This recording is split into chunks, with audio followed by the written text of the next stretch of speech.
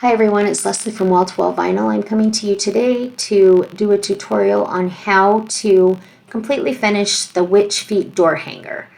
I shouldn't say completely because once I get it sublimated, then you kind of use your own options for what you want to do with it. You can hang it with just a ribbon, you can hang it with ribbon and berry. There are a lot of different options you can do to hang it.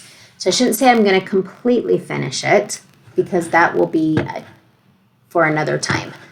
I am using Affinity Photo today.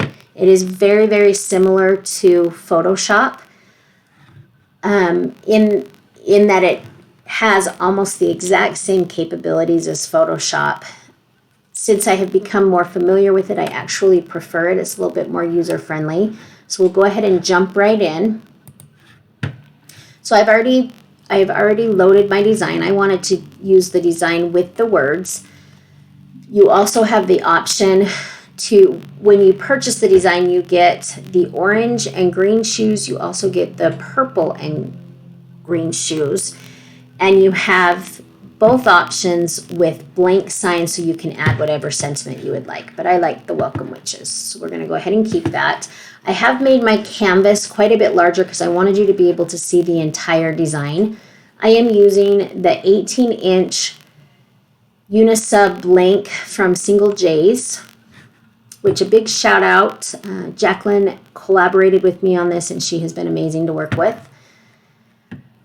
So we're going to go ahead. The very first thing we're going to do, which I have already done, is you are going to measure your blank. This is one of the most important steps.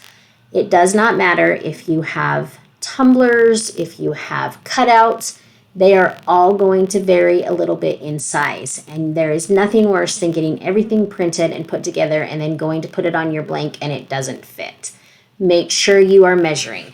So in this instance, if you look, if you go from this bottom of this foot of the cauldron right here, up until this shoe right here, that is going to be your highest point. So you're going to measure from here, and I'm sorry, it looks like this is going to be the highest point. So you're going to measure from here to here on your blank.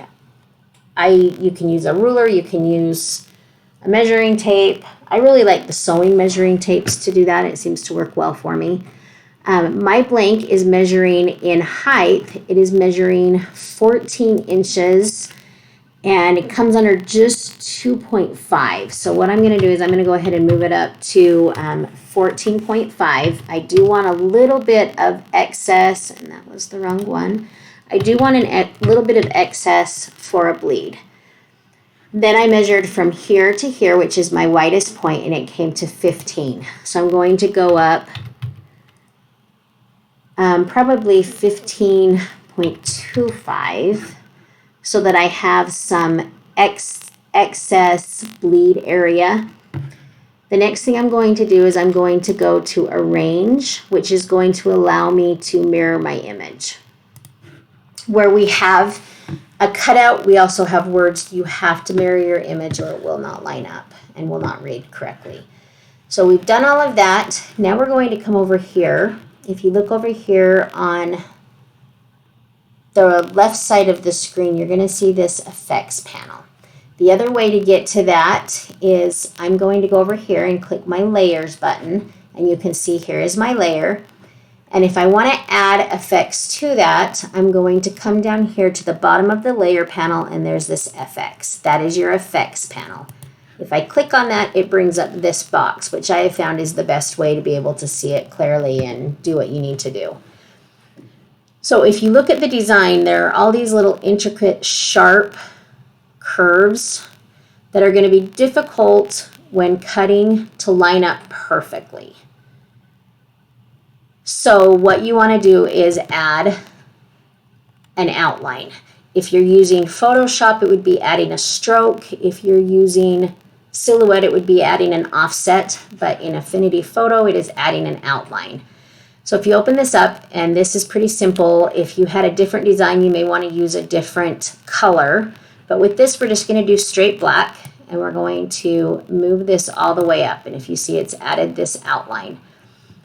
One thing to mention of note is that if I were doing this on, let's say, a doormat, a towel, something like that, then obviously this thick black line would be a bit of a problem.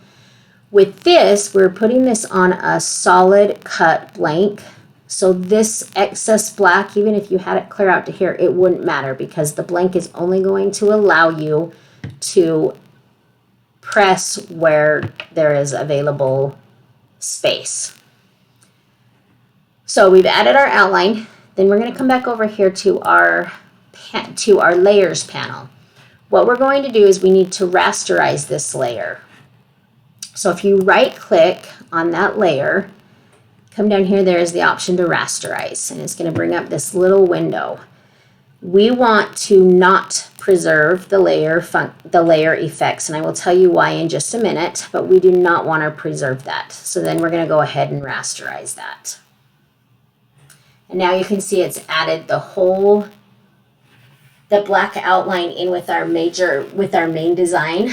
But if you look up here, it's changed this a little bit. So we're going to need to readjust our size.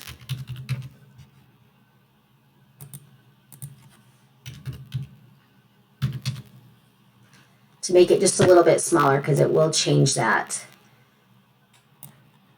Now we're ready to split our image. I have the printing capability of 13 by 19. I use an Epson EcoTank 15,000, and it only allows me to print 13 by 19. So we're going to have to split our image, tape it back together before we press it. This can be a little bit tricky on our hard substrates. Our hard substrates are not very forgiving of tape marks. I did press one last night, and I will attach a picture, and it did very, very well. And there was a minimal seam. So we'll try that again today and see how it goes. But let's get it split first. So this is I'm just going to double check, make sure this is the size I want, and it is. So then we're going to come over here to the left side of the screen, and if you look over here, it says rectangular marquee. That is what we want to use. Basically, that's a cutting option. So what I'm going to do is I'm going to come probably about here. If I had maybe a little area that just a little tiny bit was going to stick over, then I would maybe try to keep the seam as small as possible. With this, it's not really going to matter because there's going to be a seam no matter where I go, and as you can see through this whole thing, it's going to be a fairly large seam. So we're going to go ahead and click that there, come up to the top, and I'm sorry, my computer's running slow, and we're going to cut. And give it a minute and it will cut. Then you're going to come over here and you're going to use your selection brush tool and make sure it's on subtract, and you're just going to get rid of that whole box. And then click at your regular move selection tool. I'm going to come up here and I'm going to put paste. And as you can see, now it's two separate entities. I'm going to open I always have a printer file that is 13 by 19. It's just easy to open.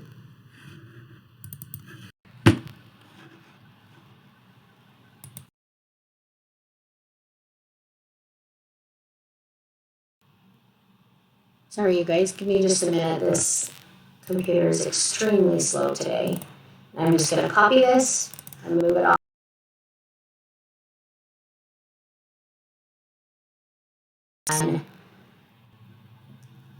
The page you were working on. This just seems to work best for me. Then I'm going to go back over quickly and grab my other piece.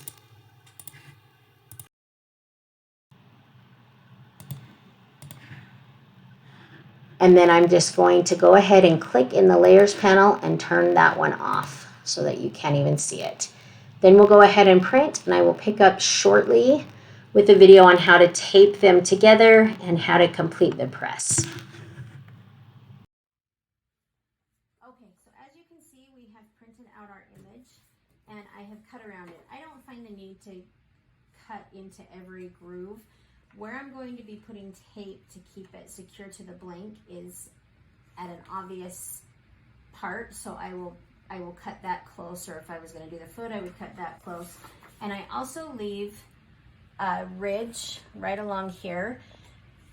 What I have found in doing these, that if you don't leave something, then what ends up happening is when you press it, it will separate a little bit, and then there's an even bigger gap, an even bigger seam than what there would be before. So I always do leave a little bit of a ledge there on that side. So we're going to go ahead and flip this over to make sure it's laying flat, and I'm going to get a piece of tape roughly 1.5 feet long and just start at one end, halfway on the paper and halfway off, and then I'm going to push from this side all the way down to this side. The reason I'm going to do that is so that it forces all the air out, so I don't have puckering.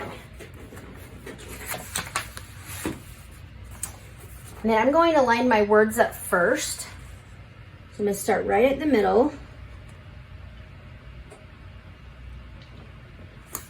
And this takes a bit of practice, and 9 times out of 10,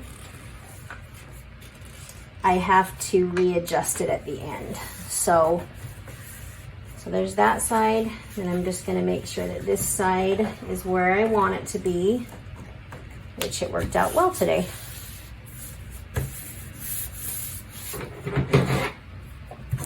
And then I'm just going to get rid of the excess tape.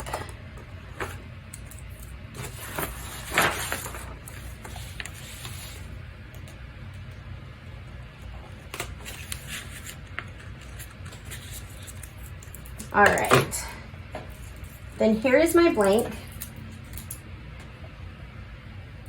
and I'm going to line this up. I like to do it this way. It just is a little bit easier for me to line it up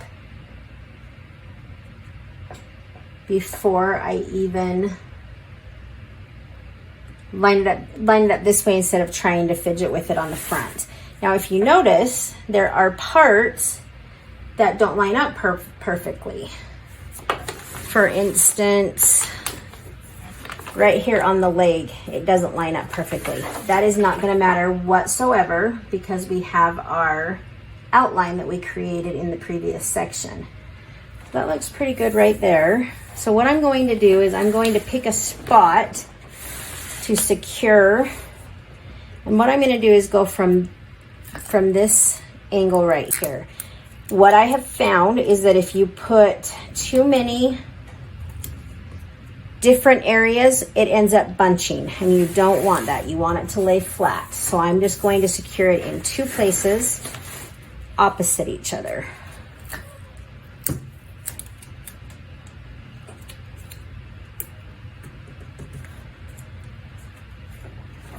All right, so that's what it's gonna look like. So we'll come on. All right, everyone, we're gonna go ahead and move on over to the press. I have a 16 by 20 swing-away press, but as we'll talk while this is pressing about why that's not going to matter. You are still going to be able to do this on a smaller press. Always make sure that you're protecting the pad and your platen. With the pressure on this particular thing, what I have found is that a lot of pressure creates difficulties. The reason for that is with your hard substrates, that seam is the hard substrates are not forgiving of that seam. So what we want to do is we want to make sure that we have enough pressure to achieve the sublimation, and as you know, sublimation requires pressure and heat to be successful. So you want enough pressure, but you want it fairly light pressure, light to medium pressure.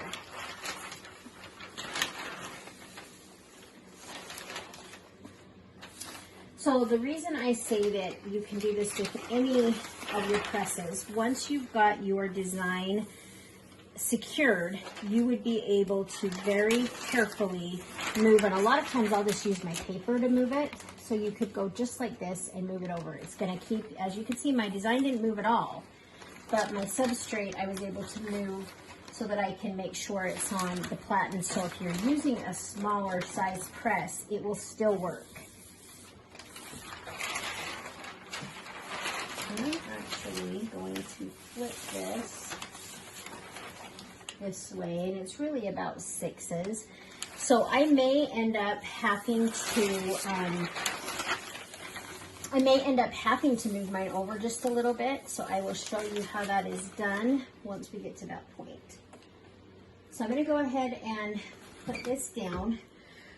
I am using the press at 385 degrees. And also to know if it runs hot, if it runs cool, you might have to adjust that a little bit. Because I am using such light pressure, it's important to do a longer press time. So I set this for 90 seconds. And we're gonna go ahead and let it do that 90 seconds, and then we're gonna see how it looks. Occasionally you might, like I said, have to move it and do another 30 seconds. Or if you're doing a smaller press, what I would do is I would start with probably 60 to 70 seconds and then move my substrate over and do another 60 to 70 seconds.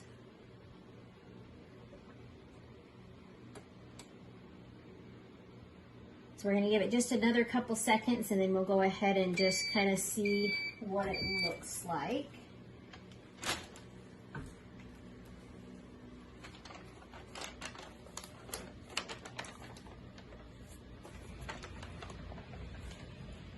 So I think we're going to have good coverage. What I want to look at is on this side to make sure, and that all looks good. So like I said, if I were to have to add more time at any given place, what I would do is I would just slide my entire paper so that it holds my substrate but does not mess with my design.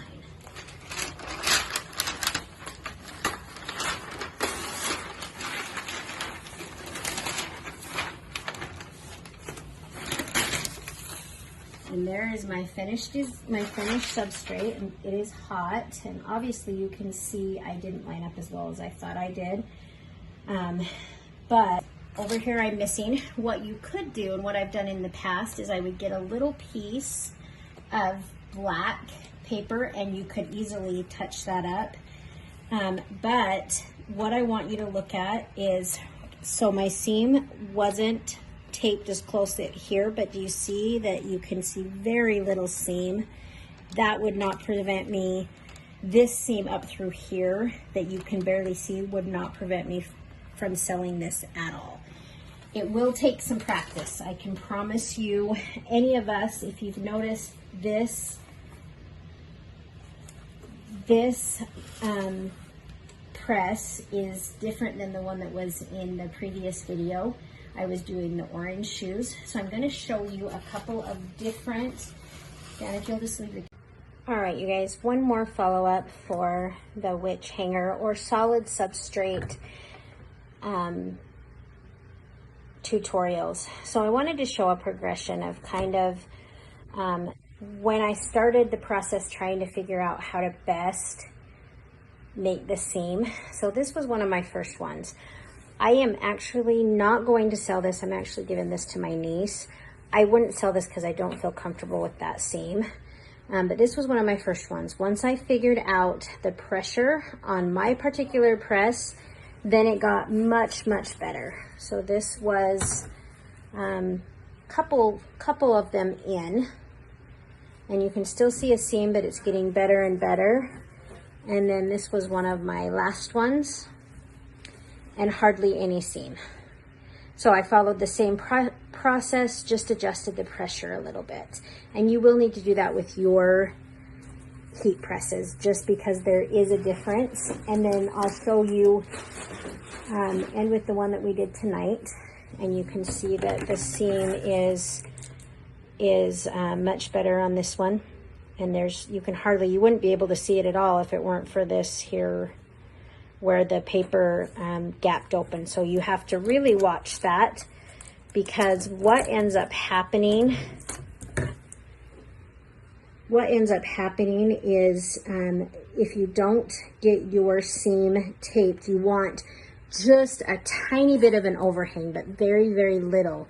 Because if you don't get your seam taped all the way, what will end up happening, and I'm sorry, the glare is terrible from the window, is that you will get these, it will force the tape apart and the paper apart, and you'll get that little white line.